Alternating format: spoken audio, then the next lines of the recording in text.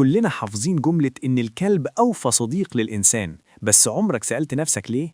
الكلاب مش مجرد حيوانات بنربيها في بيوتنا وخلاص، دي كائنات عندها قدرات مش طبيعية حرفياً وهتذهلك. في الدقيقة ونص الجاية هقولك على أسرار عن الكلاب هتخليك تشوفهم بنظرة تانية خالص. أول سر هو الشم. أنت متخيل إن حاسة الشم عند الكلب أقوى مننا كبشر ب40 مرة؟ يعني إحنا لو شمينا ريحة طبخة حلوة هو بيقدر يشم ريحة كل مكون في الطبخة دي لوحده. ومش بس كده، ده طلع إن أنف الكلب مميز جدا زي بصمة صباعك بالظبط، ومستحيل تلاقي كلبين في العالم عندهم نفس بصمة الأنف. سيبك بقى من الحواس وتعالى لذكائهم العاطفي اللي حكاية لوحده.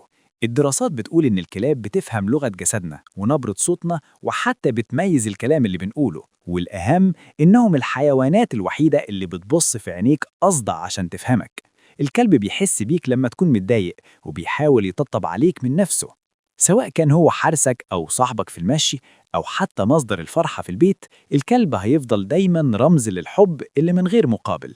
لو عندك كلب انزل قول لنا اسمه ونوعه في الكومنتات، وما تنساش اللايك والاشتراك عشان يوصلك كل جديد.